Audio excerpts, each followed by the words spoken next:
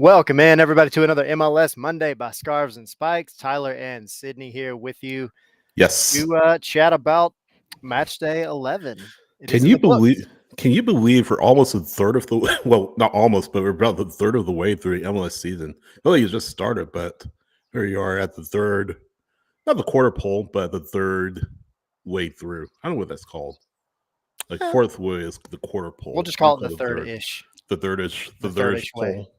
But that's crazy. It's crazy that It is we've wild. already most teams have played 11 matches outside of Miami, and I forget who the other team is right now. It's slipping my mind, but it's insane. And we're going to talk about match day 11. So the big match from match day 11. We're also going to talk about U.S. Open Cup because Tyler, this week the round of 32 MLS teams enter the competition. We're going to talk about who might be primed for an upset. Yeah, Dramatic music. Cue dramatic music. yeah. Cue it. We do need some sound effects in the background. You're right. There's tons of soccer this week. We're coming off of a weekend of Yeah. some pretty weird matches. Pretty wild matches, and One some really teams weird that are match.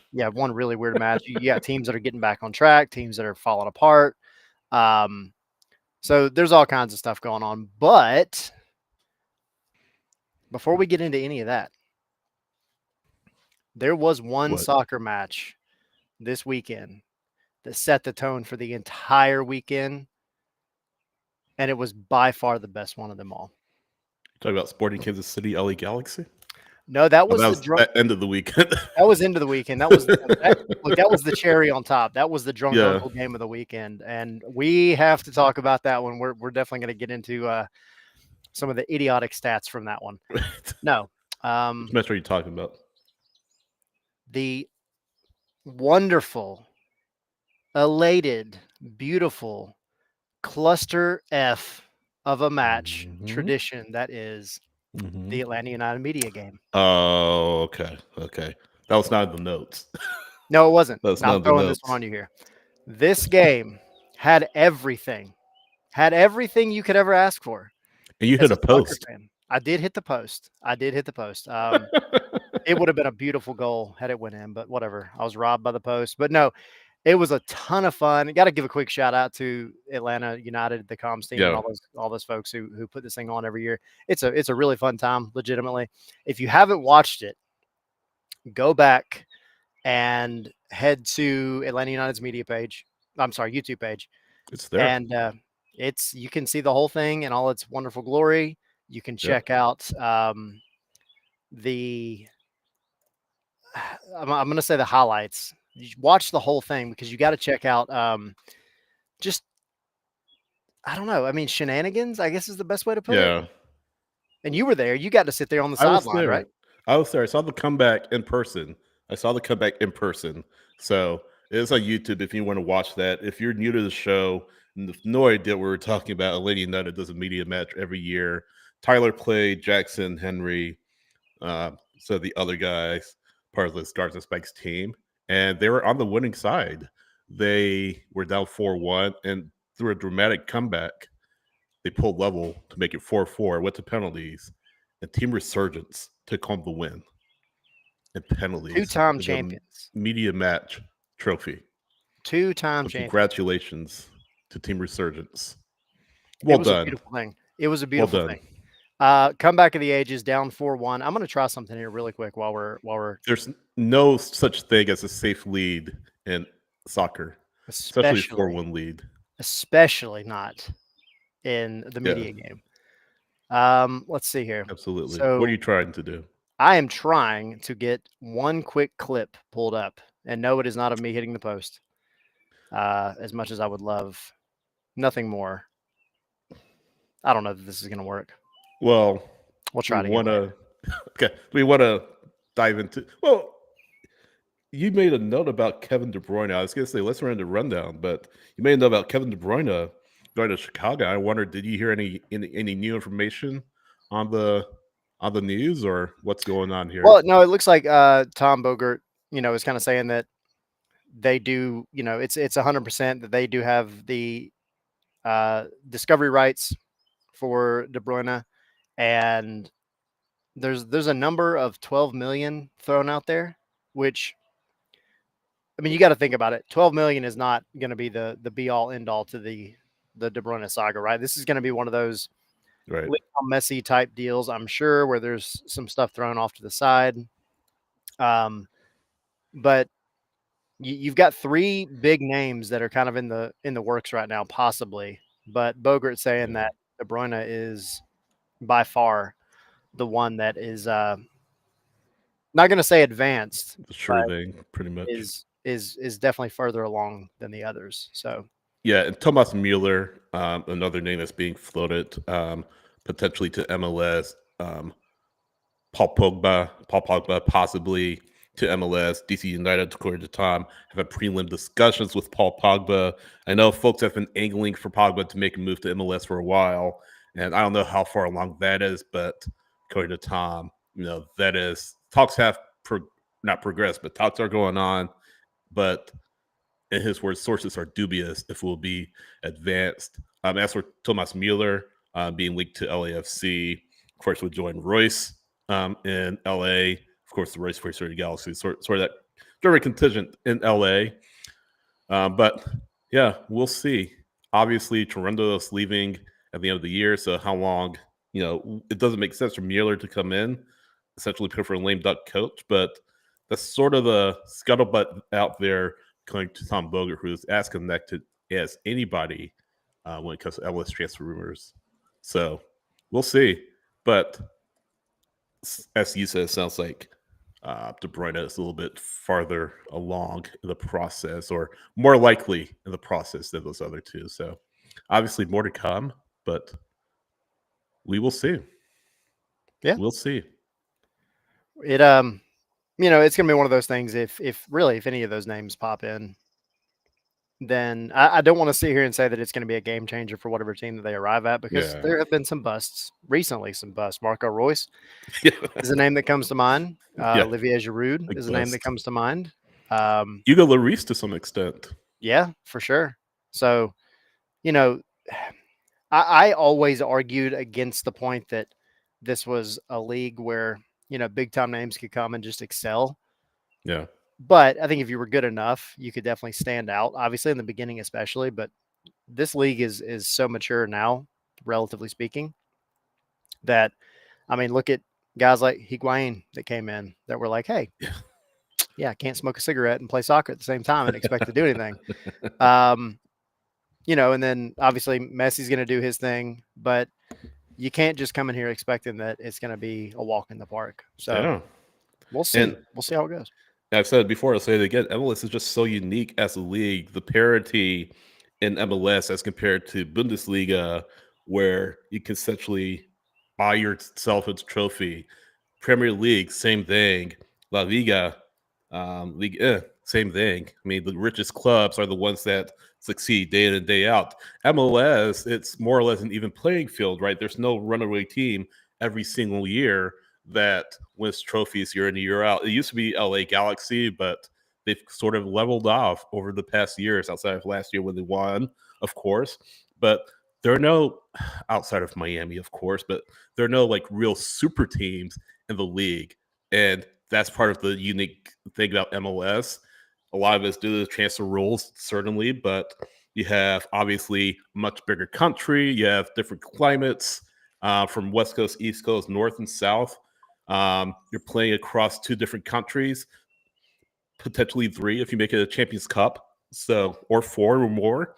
So the idiosyncrasies in MLS are much different than they are in Europe, and that takes some to getting used to. Royce, you mentioned, hasn't panned out at all for the Galaxy. Lloris hasn't, you know, his reputation speaks for itself. His reputation precedes him, but I mean, more or less, hasn't been the success that LASC hoped he'd be. Now, if they sign Mueller, will it be just a hood ornament or a player that they feel, sort of to your point, that will have a legitimate impact? Plus, he's older. He's older, so that doesn't do much for the retirement league narrative that surrounds MLS. So you have to proceed with caution here. You can't just bring in players just to sell tickets. You have to bring in players that benefit your team and help your team get better. And in the case of Mueller, yes, it's a name. In the case of Pogba, in the case of De Bruyne, yes, they're names, but will it really elevate the team? I think in the case of De Bruyne, it will, but Mueller and Pogba, especially with Pogba, the trouble that's sort of surrounded him throughout his career, those are the big question marks. But we'll see what happens. Yeah, I think both of those guys, especially. I mean, De Bruyne to a degree as well. They've got to be in a specific system, I think, to work. Now, that's not to say they're not going to have moments of brilliance because they're that type of player.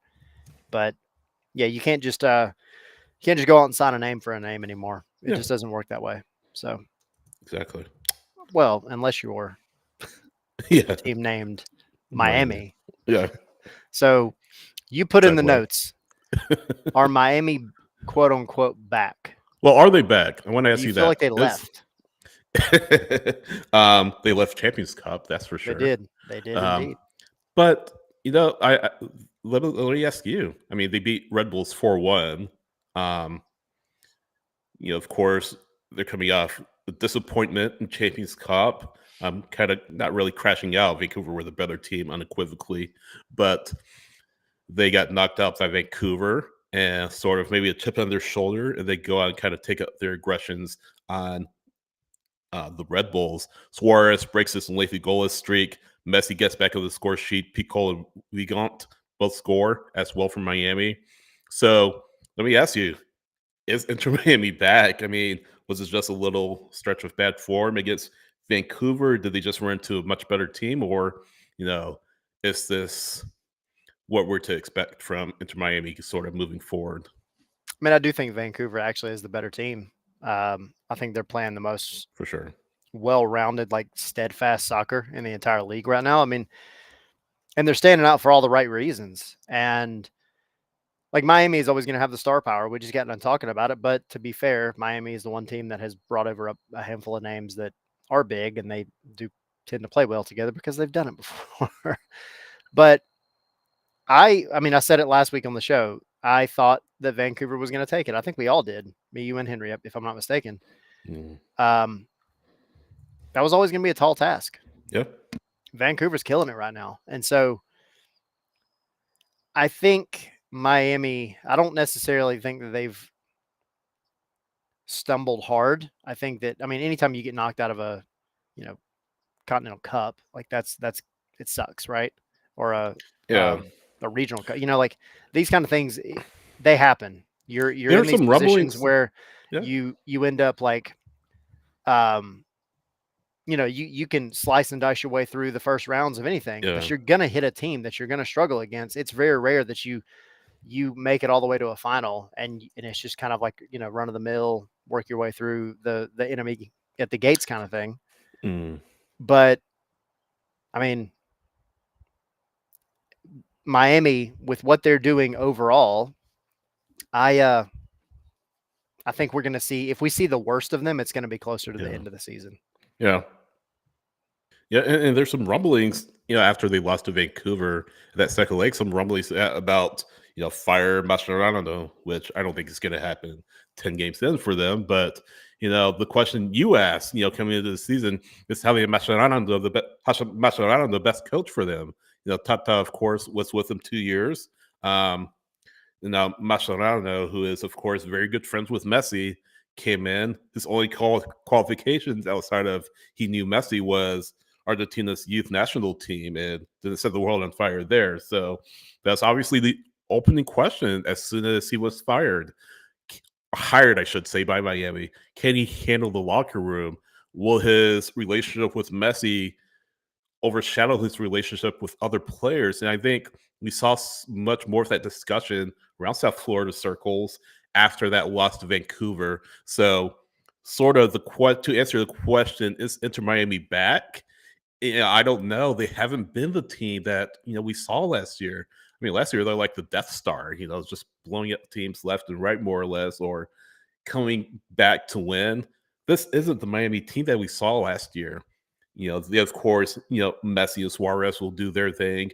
Benjamin Kramaski, who is, of course, one of the top midfielders, is going to do his thing.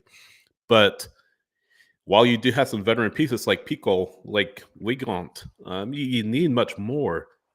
You have some questions in goal. You have a few questions maybe in your defense. Still, again, here we go again talking about it. So I don't know. I think I agree with you. I think later in the year, as the matches start to wear on Messi, Suarez, Busquets, Salba, things are gonna start to cut to a little bit of an inflection point. But we saw really Vancouver be able to solve Inter Miami, and now they're able to get back on the right track by being Red Bulls.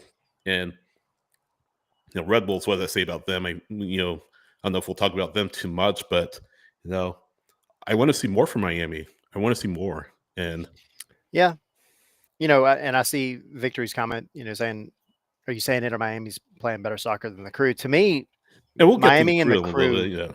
are kind of like A and B in the sense that Mm, they're doing extremely well. They're winning, the majority of their games. They're doing, I think, everything everybody thought they would do.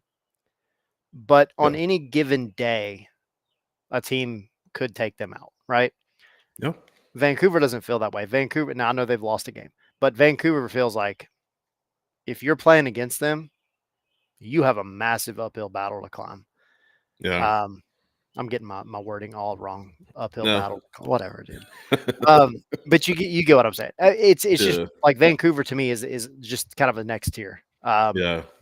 So I don't see any problems necessarily overall with Miami. I just think that they have Right. guys that are on that team that are older that Yeah. um, are not going to be able to play a ton. Now I do think you maybe see a little bit of a resurgence because they don't have to worry about Champions Cup anymore, Yeah. and they do get a little bit more rest in between matches. So um, we'll see. But I mean, if I'm a Yeah. Miami fan, I'm not worried. I'm a little annoyed that they got knocked out, but that's part of Right. playing in Champions Cup. Yeah.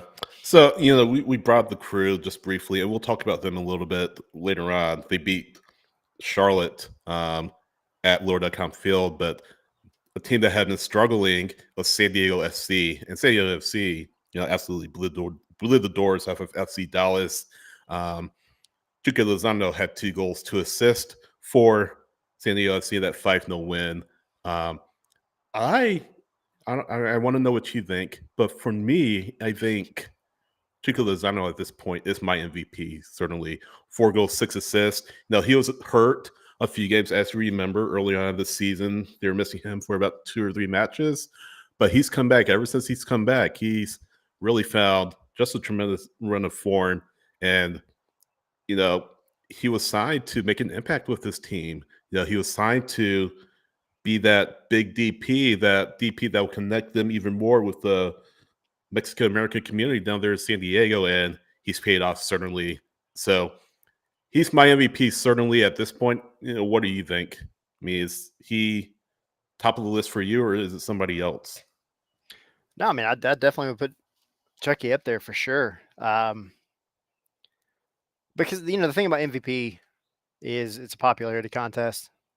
Numbers are involved, but Yeah, it's a popularity contest. yeah, But the fact that he was injured and he was out for a handful of games, but he comes right back in and he's killing it is a testament to just how good of a player he is. But on top of that, though, it's also a testament to just the squad that's built. And we've talked about it on here, week in and week out about how San Diego is one of the more fun teams, enjoyable teams to watch yeah, in the league. Like right now, they seem like they're enjoying their soccer. They seem like they have an identity. You've got Andres Dreyer, who is, I mean, I'm sorry, yeah, Andres Dreyer, who is yeah, just kind of on one. He's been like kind of the talisman for that team overall. Even when Chucky was out. Um, but Chucky brings a different kind of confidence, I think, overall. And yeah, this was a statement win. Dallas, for the kind of uncertainty that they had going into this season, uh, they've kind of been on one, right? And a little up and down, but they've kind of been working their way up the standings a bit. They've had, some decent games. Of course, they beat Miami 4-3 in a wild match, drew Minnesota. Um, yeah, but they don't have a bad squad. But then you go, you play San Diego, who's just like I said, they've been enjoying their soccer. Like you get beat Yeah. 5. But as far as MVP is concerned, I think that's a good shout, really. 'Cause I'm not Yeah. gonna sit here and say it's Messi because I'll go back No. to the conversation we had last year. I think MVP needs to be the player who was most consistent throughout the entire season, who was available, who was constantly Yeah.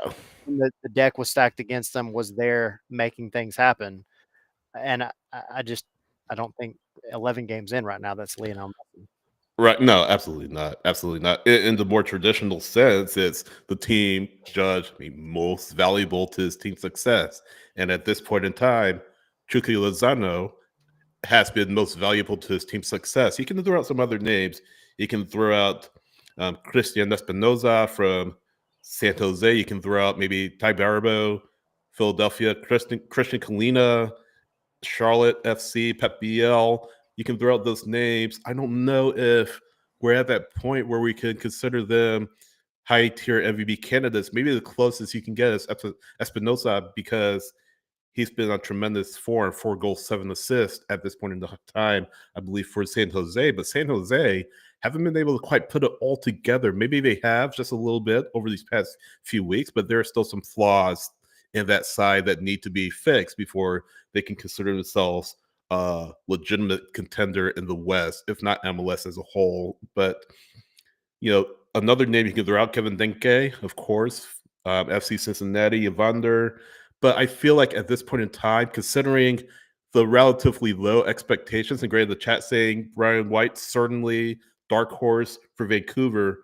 But I think when you look at performance relative to expectations, because everybody pegged San Diego to finish toward the bottom in the West, and here they are, a top 4 team in the conference, sitting in 4th place on 17 points, level of LAFC, but with advantage in tiebreak. Nobody expected that, so we're 11 matches in. So credit to Mikey Varas, credit to the front office out there in San Diego. I almost said Jay Heaps. It's not Heaps. It's somebody. Tyler You Heaps. always Tyler want to put Heaps. Jay Heaps in there. Tyler Heaps. Tyler Heaps. Credit to Tyler Heaps Yeah. and this crew for putting together a tremendous team. And I don't know how long they'll be able to sustain it. There's still 23 matches to go, but so far so good for San Diego, and Chucky has definitely been a huge part of that. Yeah, 100%. And when Chucky's one of those players that when he's playing well, it is a good thing for the whole league. Yeah, He does have that, like you said, the Mexican fan base. The national team kind of conversation that he's been in before, like that. It's good for MLS for him to be playing yeah. well. So before we jump over to Columbus and Charlotte, I Actually, wanted to jump over really quick to what Gray mentioned about the Club World Cup for Miami. well, before you do that, I have a question for you. Yeah. Um, so Chico Lozano is his first year in MLS, of course. He's eligible for Newcomer of the Year. Um, who is the last player to be a Newcomer of the Year and MLS MVP finalist in the same year? Bonus points if you can name the year. Okay, you said newcomer of the year and MVP finalist? Finalist for Newcomer of the Year and MVP for both awards in the same season.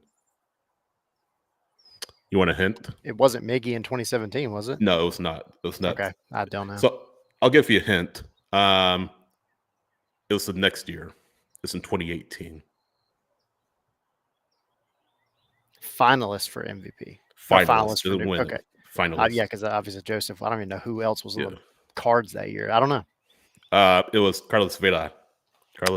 Yep. So Okay, that makes sense. ironically, another former L3 player. Yep. But we'll see if Dukin can do what his former L3 teammate couldn't do. Because of the way 2018 went, Yeah. I always forget that Carlos Vela was in the league that year because he tore it up the next year. Yeah, But absolutely. that's wild. Absolutely. Well, that makes sense. All right, so really quick, jumping back over to Miami, just to hit on Gray's question because it is very curious. How do you think now that they've got Club World Cup coming up soon to worry about? How do you think that affects maybe the entire season as a whole? I think they understand they're not going to win Club World Cup. I mean, they're just too many good teams out there that are better than them. So, Yeah, a you lot of know, teams in shambles though too. yeah, I know. But I mean, if you look at, where they are, and what the draw is for them, who they have to take on as part of the Club World Cup, their group isn't that treacherous. I mean, there's, of course, Al Ali, Palmeiras in Brazil, and then Porto in Portugal. So if you're Inter Miami, you have to fancy your chances to get out of that group. Certainly, I would think. I think it'll be tough. I think Palmeiras and Porto are your toughest challengers. I think if you get out of that group, I mean, it's a success. It's a success for them, considering who is in it. And then if they win the group, or let's say they finish second in the group, they'll have to take on the winner of Group B. And that's a group with PSG, Atletico, Botafogo, and Sounders. So there's no way you're getting past PSG or Atletico. Absolutely no way. So I No. think there's a understanding of what realistic expectations are as far as Club World Cup is concerned for Inter Miami. But I think if they get out the group and give whoever they play in the knockout round, the round of 16, a pretty good fight, they'll consider it success. If they somehow win Group A, they'll play the runner-up of Group B, which could be, I mean, flip a coin. I would say Atleti for sure, but yeah, you have to have realistic expectations. And I think getting out of the group and making it a knockout stage and falling into the knockout stage are realistic expectations. What about you? Yeah, I mean, it makes sense, but I think if you ask anybody down in Miami, their answer is going to be no. We're taking it all the way.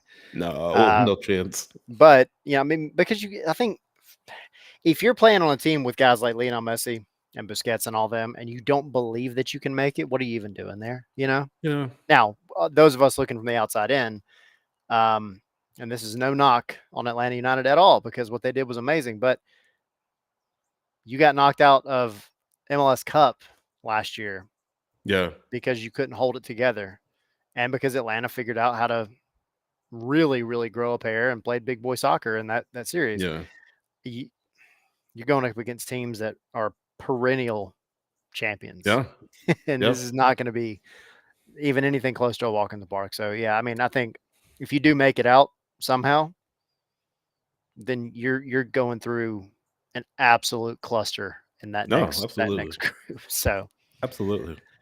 all right, Um, let's jump over to the Columbus crew. whooping Charlotte. I say whooping, it was 4-2, but Yeah, I mean, Columbus won again. Nothing to see for here. what? Move Yeah, I along. know, right? For what Charlotte's been doing recently, like Yeah, I mean, it's a solid win, but Columbus putting up 4. yeah. Charlotte now all of a sudden have lost back-to-back matches. Yeah, So, but it is are the crew the best team in the East right now? I mean, they're top of the East in the standings at this point in time. But when you look at the balance of the team, and let's not forget, I don't think Gostak has scored for the crew yet. So, do you think this is the best team in the East right now? Even better than Miami? What do you think? yeah. I mean, I think, like I said a minute ago, I think they're 1A and 1B. But Yeah, right now, I think if you're talking about remaining consistent, I still think Columbus Crew maybe edges that out a little bit yeah, because they've been consistent for 3 years, right? They are always up near the top. They've um, made the right moves. Like they really haven't no, missed on any of the moves that they've had. We go back up a couple of years ago, and they move on from Zellerai, and everybody's like, "Oh, that's it, it's done deal." Middle of the summer, why would you do this? right. And then they go and win MLS Cup. Then last year, solid effort, stayed in the top 4 pretty much the entire season. Um, this year they're sitting at the top again, and Even they've without again Kucho. without Kucha, but they've made moves, right? Like they're Yep. doing the things that they have to do to remain both consistent and relevant. And then on the flip side of that, you've got Miami, who they're always going to be near the top because of who they have. But we've seen them stumble a couple times, like we talked about Yeah. earlier. On any given day, like I said, a team can beat either one of these teams for sure. We've seen it happen this season. They're not invincible, but they're two very strong, solid teams. And the biggest difference for me though is Miami. This isn't to say that they're not good when Right. the as our friend John over at Soccer Down Here calls them, the Gulfstream Galacticos are playing. Messi and friends aren't playing. They do tend to be a lot weaker, and you expect that. But Columbus is one of those teams where they could be missing 2, 3, 4 guys and still go out and give any team in the Yeah. league a really hard time. So Diego Rossi is their leading scorer with 6. He scored again against Charlotte. Without looking, I already looked it up. Without looking, can you tell me who has the next highest goals for the Crew? Throw out a guess. Ooh, man, No peeking. I'm not. I'm trying to I'm going to think. tell you. Yeah, go ahead. Jason Russell Rowe with 4. Yeah, I definitely wouldn't have got that one.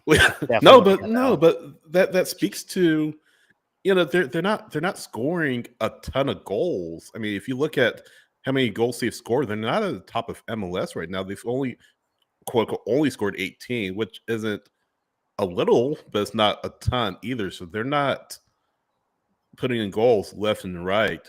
They've been able to do it largely by their defense. They've only let in 10 goals, which is one of the lowest totals in the league. So that speaks to the defense that they've put together. That speaks to the goalkeeping that Patrick Schulte has been able to, the work that he's been able to put together in net and really backstop that defense. So maybe they're trying to find other ways to win. Cucho was their goal scorer. He was their talisman. He was the centerpiece of what they were doing for so many years in Columbus. Now that he's gone, you don't have that. But credit to Rossi for stepping up.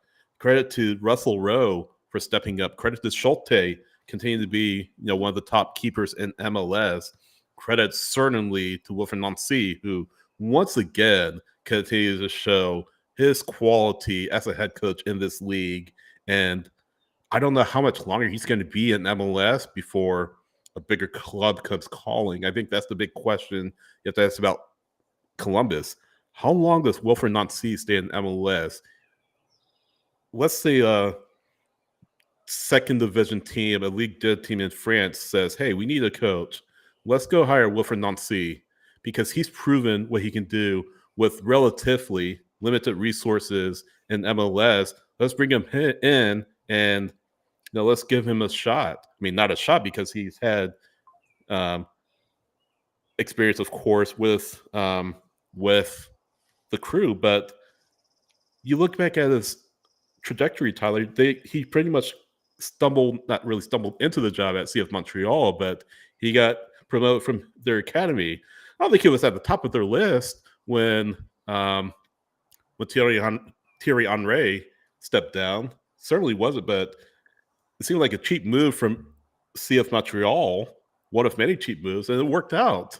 What happens? He leaves. He goes to Columbus, wins an MLS Cup, almost wins Champions Cup. Probably the best coach in MLS right now. I don't think it's going to be a long time before he gets a shot in Europe, maybe France, his homeland of France. Yeah, I could see that, but I think if I'm him, I would almost hedge my bet a little bit on kind of staying here through the World Cup because this is about to and Gray's kind of hitting on exactly what I was kind of get to. I mean, Columbus has been one of the best teams. Yeah. It doesn't necessarily mean anymore that you have to go across the pond to kind of make your name. He's done it at a couple of clubs here. I mean, he should have won, coach of the year back in Canada. 2020. Yeah. And no, for sure. It just didn't happen. And I mean, this is about to be the epicenter of world soccer in a year. Yeah. And so do you try to ride it out through 2026 and then see what offers come? Because you're naturally going to get more eyes on you just by proxy, just because you're here. Yeah, but through the World Cup. I don't think I mean Wilfred Nancy's too good of a coach to jump at just any offer that comes along. Sure. And to Gray's point, Maybe there's a league and club willing to bring him on, but it depends on the resources. Depends on how much money. I mean, PSG isn't going to hire him or anything like that, but depends on the team. Maybe if it's a mid-table league and team that wants some fresh blood in its technical area, maybe Nancy makes a jump before the World Cup. But to your point, I definitely agree. He's not going to just jump at the first opportunity. I wouldn't be surprised if I'd be stunned if he hasn't gotten calls from France or maybe other countries in Europe saying, hey, come here. We want you. We are impressed with what you did at MLS, in Montreal, in Columbus. We want you to coach for us. So I wouldn't be the least bit surprised if he's already gotten those calls. But I'm sure he's gotten plenty of no, them. absolutely. 100%. Absolutely. But it's all about what's the best opportunity for him and his family at this point in time. I still don't think it's going to be that long before he gets the opportunity. I can certainly see what you're saying. Just wait till World Cup rolls around, maybe get some more eyes on you. But I think from a personal standpoint, you don't want to wait too long in one place before the ship sails. So we'll see what happens. But for now, I mean, the crew continue to win, continue to show their quality, regardless of the players that are on the pitch. Rossi's in really good form. You've seen Russell Rose step up, defense stepping up, Schulte stepping up. So this is, again, a really good team, and I wouldn't be surprised to see them in the MLS Cup discussion when it's all said and done. For sure. I totally agree. All right, so remaining in the East for a minute before we jump into the drunk Oakland game of the weekend, is New England. Did Atlanta, was that the game that they finally freaking figured it out? Right game. they haven't lost since 4 in a row. But here's my hesitation though. The teams they've beat outside of Charlotte, that's a tremendous win, 1-0. But you look at how they're winning. That's 4 clean sheets in a row for the Revs. Tremendous work done by the defense. I was looking at stats a little bit earlier. This Revs team, they let in, or they allow the fewest shots on target, or among the fewest shots on target in the league. So Ivacic isn't working a whole lot in net, in goal for this team as it is. And that's a credit to their defense for just letting the air, well, not letting the air out of the ball, but limiting chances, limiting opportunities for the opponent, and finding goals, finding a couple of goals, 1 goal here, 1 goal there, and really smashing, grabbing your way to a win. But credit to Caleb Porter. This is now 5 wins in the last 6 matches for his side. I remember a long time ago, maybe not a long time ago, we were talking about, well, Caleb Porter last the season. He'd be the next one gone. That's one gone, but he's really turned this club around, and credit to him. The concern still is scoring. I mean, they're not scoring a lot of goals. Carlos Heel, though, looks like he's hit a really good stretch, really good run of form. I feel like they've been waiting for him to come good, or not come good, but find that form that he's exhibited for the rest throughout his career in MLS, and it looks like he's hit on that in 2025. Defense, probably the best defense in MLS at this point in time, but is that sustainable? Can they keep that going when they face some of the better opponents in MLS? If you look at who they have coming up, and again, some of the teams they've played outside of Charlotte aren't really world beaters, but if you look at who they have coming up as they look to extend that winning streak, Orlando, they travel to Orlando, then they take on San Jose, which can light you up for like 4 goals one night and let in 6 the next, it seems like. And then at Sporting Kansas City, at DC United, at CF Montreal. So, I mean, again, these aren't tough teams outside of possibly Orlando. SC is or San Jose is kind of maybe a little bit of a unpredictable side at this point. But look at Sporting Kansas City, DC, Montreal, all the road. You can really continue to gather points if you're New England and really continue to gather confidence as you look to shake off yet another slow start. But here they are, winners for their last 4. And who knows? Maybe this is the Revs team that we've been waiting to see for the entire season. Yeah, I mean, I think they finally figured out what works for them. And that's kind of what we were saying in the beginning, right? When like it just wasn't working and we were like Caleb Porter was going to be gone. Yeah. They just didn't seem to know what they wanted to do. And the one thing that has remained consistent though, even when they weren't winning, was their defense. They weren't getting blown out. You know, I mean, you go back to the beginning of the season, 0-0 draw versus Nashville. Then you lose 1-0 to Columbus, 2-0 to Yeah. Philly, 2-1 to New York City. I mean, you're not getting destroyed. Yeah. And now they've finally, I think, realized, tweaked things just enough to where they know that their Yeah. defense is going to remain steadfast. If they can get Carlos Hill doing what he needs to do, because it all revolves around him in the attack. Yeah. And if they can get him working, get some guys in there that are going to complement him, tweak their game to complement him, then you're coming out with, you know, these grindy, gritty wins. And Yeah. at the end of the day, they're wins. And they've completely turned things around in the past 4 or 5 games. So, Yeah. I mean, do I think they're going to go and, you know, absolutely like light up the East through the rest of the season? No. Because to your point, I mean, it doesn't get, you know, it's not super easy from here on out. Right. But you've got a massive springboard in which to go and maybe do some damage, right? Like, Yep. so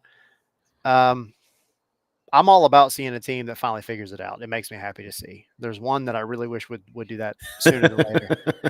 But I know the one you're talking about. yeah, maybe.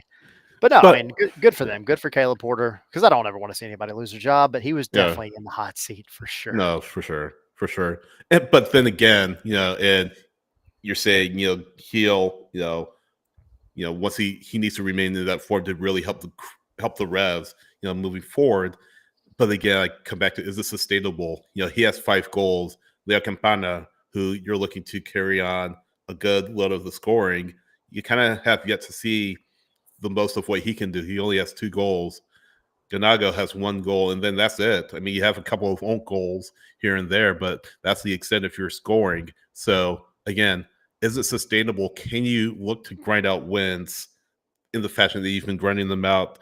Because sooner or later, you may have to pay the piper here and really look to hope to put in some goals. I think we saw it with Seattle and Houston a couple of years ago in the MLS Cup playoffs, or last year, I should say. They had really good defenses, but you know, when the playoffs rolled around, they faced teams that, you know, played a different style than they were used to.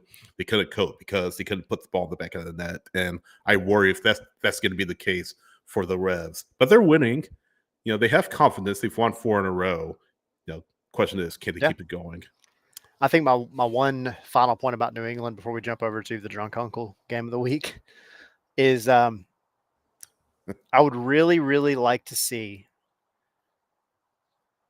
the ownership. I'm just going to say ownership of New England Revolution. Jonathan Kraft. Grow a pair when it comes to the summer transfer window and go after an attacker. That's assuming they actually care about the. That's what I'm saying. Rather than their much bigger property who is not in good shape as it is right now. That's true. Well, hey, I mean, put some money into one of them. Ever since their quarterback left. Yeah, and their head coach. Well, anyway, that's a totally different story. Yeah, it's another podcast. Yeah, but no, What's I mean, he up to, by the way? Get Carlos Hill somebody else up to. I mean, look, Leo Campana or Ganago, like right now they're showing to be more of like, you know, spot minute kind of guys. Yeah.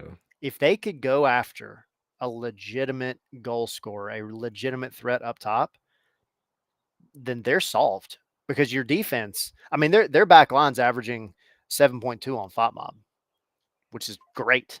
Yeah. You know? So if they could just add, like, it feels like now they're one piece away from just really, really being where they need to be. It's been like that for the past few years, though. That is true. That is true. So, but you know what's not been the same for the past few years? Sporting Kansas City and LA Galaxy. Everything has changed with them over the past 6 months. You said this was your drunk uncle match of the week. 100%. I feel like it was your record setting. Uncle Drunk Uncle Match of the Week. match of the week. Historic. Congratulations to Sporting Kansas City. They've managed to do what no other team in MLS history has done. Win a match. Not just score a goal, but win a match without a shot on target. And I know Edgar, a good friend from News Across the Galaxy, is watching and following along the show as well.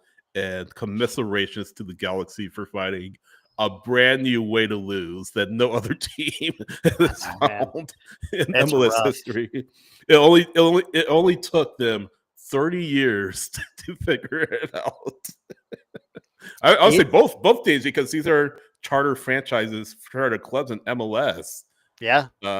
Sporting Kansas City.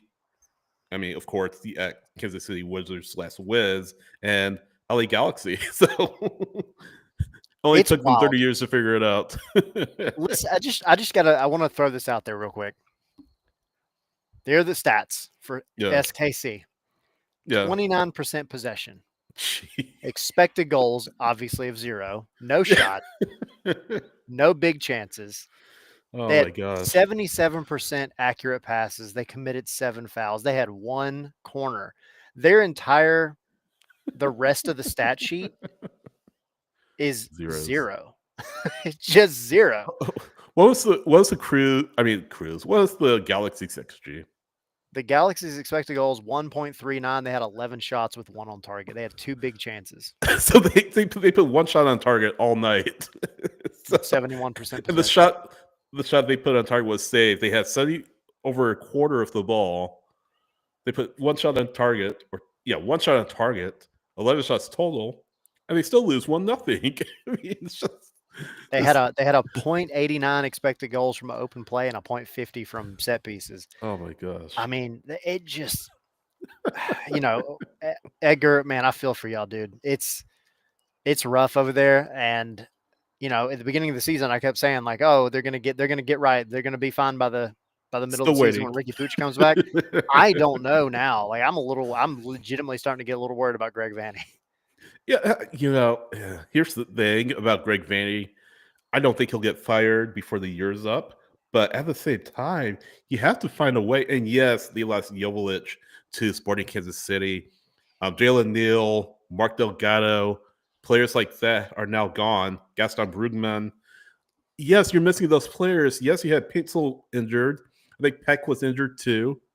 But you need performances out of your stars, even with your biggest player and your MVP candidate out. I mean, there's no excuses. I mean, you can't just put this all on Ricky Pooch. Like, you have to put this on the players that you do have. Marco Royce, what's ever happened to him? When you talk about him, I mean, just to say what a big disappointment he's been for this club. Gabriel Peck, 1 goal, 2 assists. Pitzel, I mean, he's only played 6 goals, 1 assist so far, or 6 matches, 1 assist so far. Ramirez, 4 goals. He leads the team. Outside of that, you have Royce with a goal, Fagundes with a goal, Peck and Garces with a goal, and that's it. I mean, you're not scoring. I mean, nobody's putting the ball in the back of the net outside of Ramirez, and even then, it's not often. I mean, these problems don't just get solved automatically once Ricky Pooch comes back. This entire team needs to take ownership to say, hey, we got to get things stepped up. We're the defending MLS Cup champions. We got to play like it. And part of that's on Vanney to rally this team to instill a next man up mentality on this team, because so far we're not seeing it at all. I mean, one player shouldn't turn your team this bad. I mean, it's just terrible.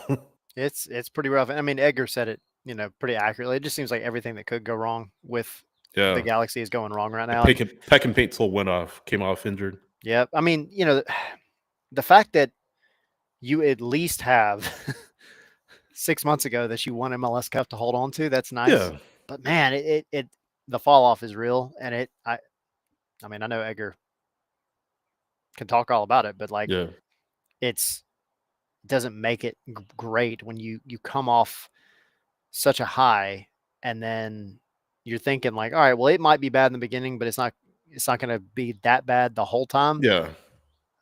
We're about to be on match day 12, and it's been bad the whole time. It's Yeah. it's a struggle, and I feel for Galaxy fans for sure. Yeah. It's I awful. also feel for Montreal fans, but not as much because whatever. Montreal has at least shown the polls. I mean, They Montreal haven't won a game played, though. and they haven't won. They haven't won, but I mean, they played Philadelphia pretty well. They lost 2-1. But they're at least showing something. LA is just, I don't know. It's just troubling, and I don't know. It's just again, Pooch being out, shouldn't do that to your team. No, So I put this. A lot of this is on Marco Royce for all the hype and everything, and the player that you yeah, are. You come in and you've contributed hardly anything. And to be fair, like a lot of the games that they played, they're at least like getting into dangerous spots and creating some yeah, chances and opportunities. But man, at the end of the day, they've just been incredibly unlucky. yeah. Incredibly unlucky. No, Go absolutely. burn some sage, Galaxy fans. Do something because it's rough out there.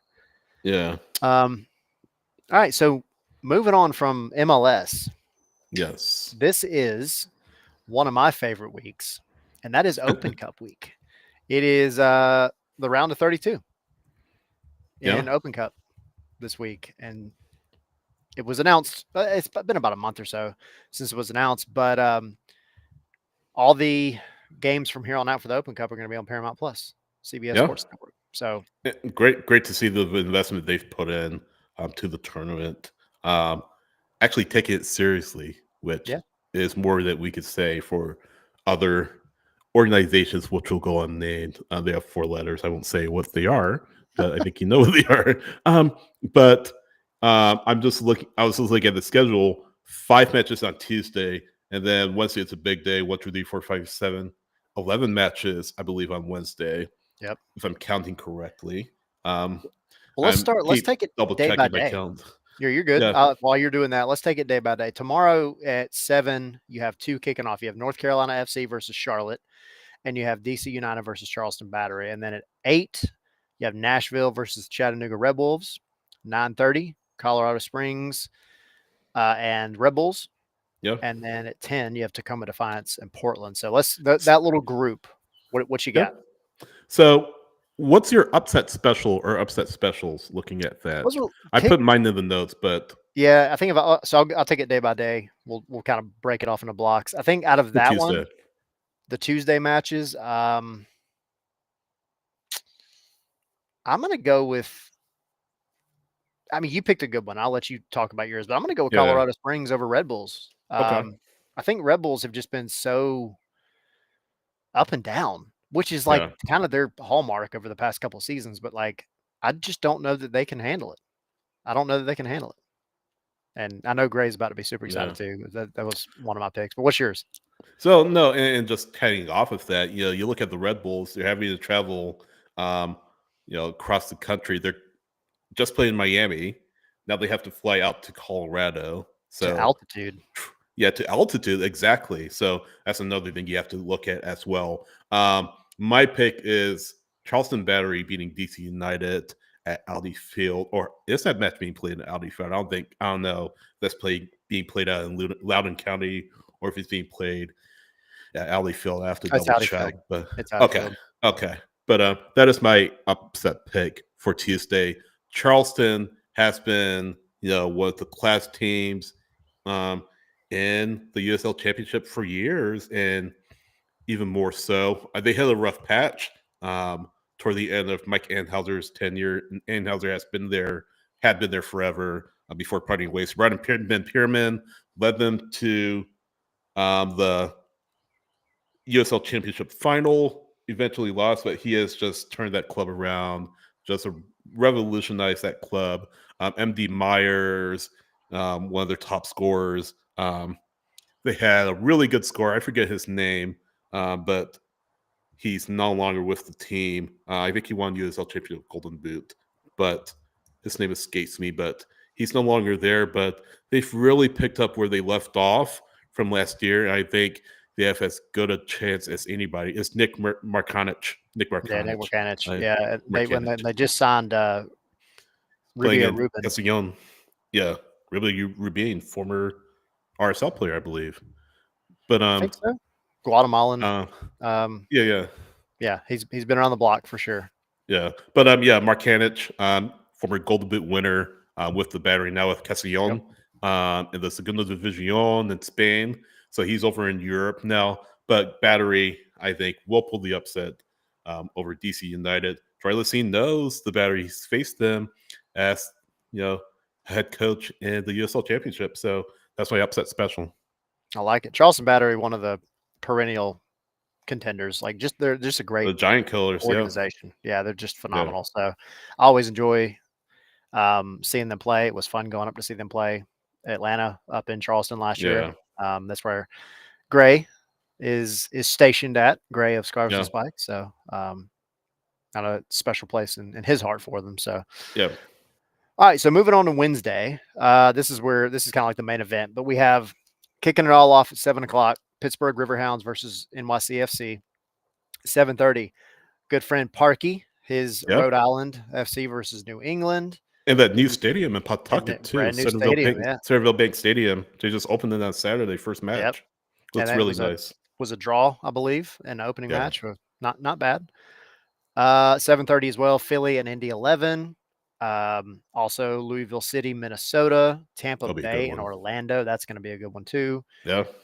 Then you jump up to 8:00. You got Chicago and Detroit City, which is Oh, going to be a you banger. good That'll one. be a fun one. Interesting one.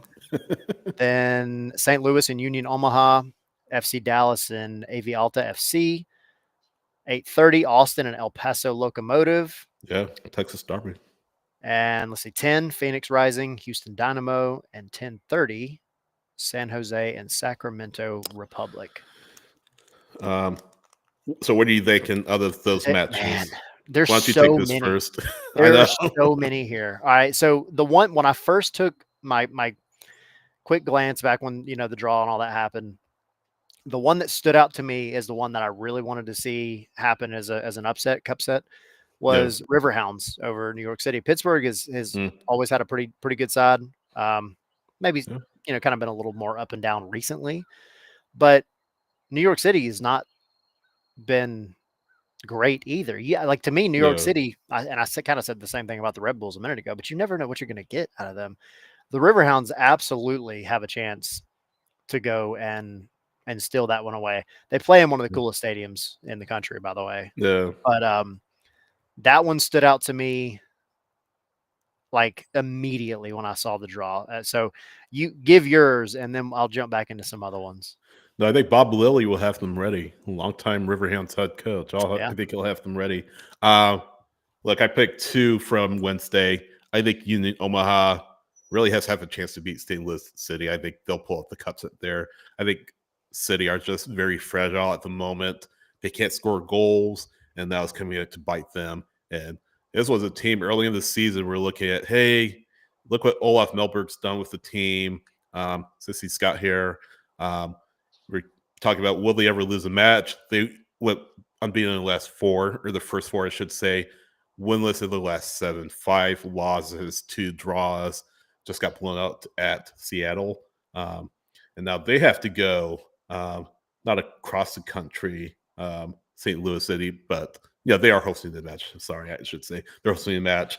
But no, I think Union Omaha, I think will pull off the upset of St. Louis City, and then Phoenix Rising against Houston Dynamo. I do fancy the Rising's chances in that one.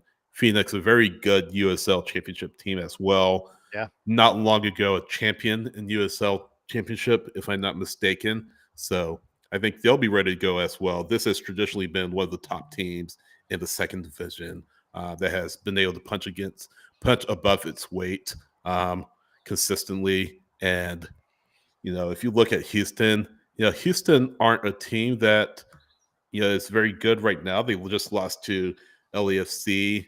That snapped a 4-match unbeaten streak for them. But yeah. Houston hasn't really been able to find its legs, and there have been a few questions about Ben Olsen and his long-term status with the Dynamo. But yeah, I think Phoenix will beat Houston on Wednesday night. What do you got? I like it. I mean, I agree with that one. That was definitely definitely one that stood out as well. Um, my other two, because there are a handful, like I said, there's plenty that could be cup Yeah. sets. These may be slightly less likely, but Yeah. I would never count them out. And I would also never bet on these matches. Um, the first one being Austin and El Paso Locomotive. Mm, El Paso Locomotive has been they have a clutch gene for sure, and they yeah. come through in the weirdest moments, and so I can't count them out. Um, and then going back to your Union Omaha conversation, by the way, from an Atlanta perspective, Atlanta's snagged a couple players out of Union Omaha, or at least ones that have been through the Union Omaha kind of, I don't want to say academy or anything like that, but they've been through the Yeah. system. Um, so there's your fun Yeah. fact for Atlanta fans. But my other one, so Austin, El Paso. My other one, Sacramento Republic over San Mm, Jose. I think mm, if Bruce Arena doesn't come out and take this even remotely seriously, Sacramento Republic could walk all over San Jose yeah. because for the same reasons I gave above, Yeah. they, I mean, they have been very inconsistent. Now, if you get, you know, the drama queens out there, the the Chichos and the Josephs, like it's gonna be pretty tough. Yeah. But Sacramento Republic, for everything that we said about the Charleston Battery here on the East Coast, Sacramento Republic, Yeah. they're phenomenal year in and year out. I mean, they Yep. made it to the final a couple of years ago. Yep. So can't count them out. That'll be a fun match to watch. That one has the potential to be like a freaking shootout. So Yeah. And just to throw this out there, just real quick before we move on. So El Paso Locomotive, Andy Cabrera, who played the hero in stoppage time in the previous round to advance El Paso to face Austin FC. His father is Wilmer Cabrera, the head coach of El Paso, former Houston Dynamo head coach. So it's a little more intrigue to that matchup. yeah, Cabrera, certainly familiar with MLS, certainly familiar with Open Cup as a whole. So, that's definitely a storyline. Wilmer Cabrera facing one of his former clubs that he managed. And hopefully or not hopefully, but hoping that he and his son, who is one of their top players, can pull the upset yeah, against Austin. So for sure. definitely, no, I got that wrong. They're playing Austin, not Houston. I got them mixed up. They could face Houston in the round of 16 No, if there they you go. advance. Okay, But that makes yes, so I got it. I I was got it going with sorted. you. I got it sorted. I got it sorted. I wasn't fact checking. So No. I'll give you another. Yeah. So this Yeah. other kind of storyline. This one, and Gray brought it up. This definitely it hits close to home for me because he's saying Jack Gurr plays for Sacramento Republic. Jack Gurr actually played for the twos for Atlanta United 2 for a while. Yeah. Um, he is a straight up like middle of England, rowdy soccer player. The guy that he's going to Yeah. go in and he might on any given day 2 foot somebody and then get up and Yeah. laugh in their face kind of guy. I love that. But he also came through with the Georgia Revolution, which is literally right around the corner from my house. He was here for a Yeah. while, and so anytime I get a chance to see him play, and he's just a good wing back. He's really good at what he does. He's built like as Darren Ills would say, a brick shit house. And that's just how he is. So if you get a Yeah. chance to watch that late game on Wednesday, check out Jack Gurr. Keep an eye on him and that name. So Yeah. We want to get to our Sweetwater Brewing Company matches to watch for match day 12. yes, indeed. Go to sweetwaterbrew.com for more information. Yes. So Like how we've uh, got in there. oh, that was good. That was good. I'll go first since you jumped in. Yeah. Mine, I'm going. I don't want to say the easy route this week, but I think a really good potential kind of back and forth one is going to be the Columbus Philly match because we talked about how Mm. good Columbus has been. Um, no need to rehash it. Philly has they're not surprising anybody anymore, but the way that they started the season, right? They were kind of taking everybody by storm, and it was like, where did this Philly team come from? We thought they were going to suck this year because of all the Yeah. changes. You're losing players, coach, everything. Um, they were doing really well. They drew Orlando. They lost 1-0 to New York City. Then they beat Atlanta 3-0. They beat DC 3-0, and they just beat Montreal 2-1. So two good sides, two really good sides. And I'm just kind of curious to see maybe the tactical chess match in this one, as opposed to maybe seeing like a crap ton of goals. But it's got the potential to just be like just an overall really good soccer match. 7:30. I agree. I picked Nashville, Charlotte. Obviously a Southeastern derby there. Charlotte have lost 2 straight, so Charlotte's trying to get themselves back on the right track, and trying to keep this losing streak from reaching even further than this right now.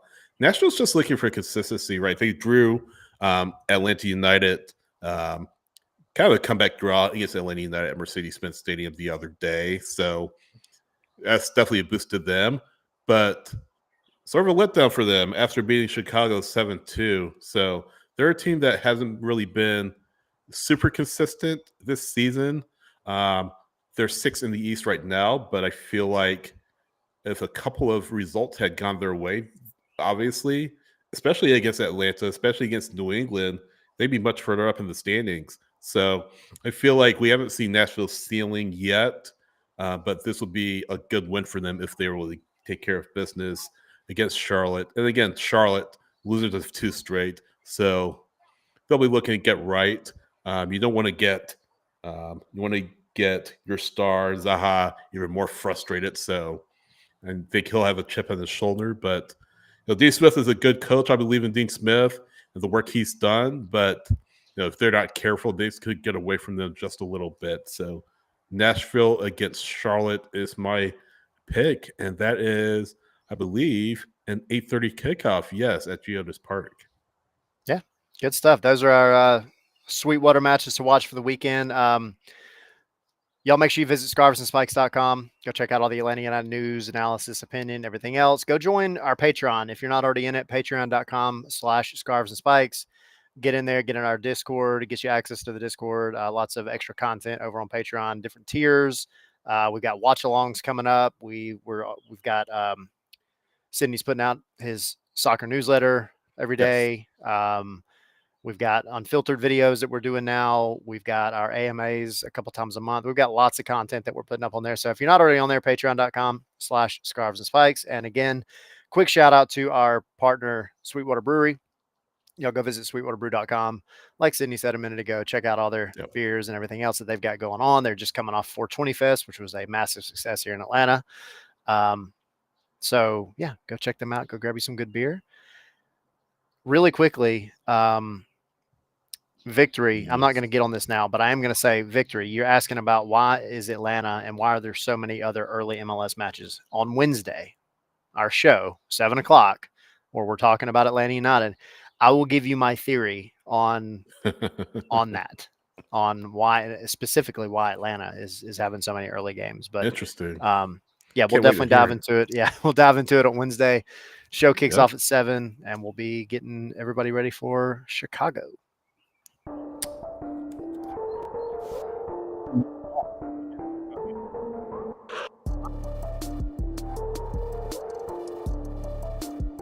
Say that again? I didn't hear you. So hopefully not a loss against Chicago. Dude, please, man, for real. God. I want to win a game. I know. I want Atlanta to win a game so bad. It's like that. Chicago has not been friendly to them over the past few years, so hopefully they put that trend in 2025. We shall see. Between now and then, y'all go watch Andor if you haven't already. Take your mind off of the wildness of soccer for a little bit. Enjoy a good show, whether you care about Star Wars or not. You can enjoy it. Yeah. And then we'll get back to worrying about what Atlanta United is going to do on Wednesday. Yeah.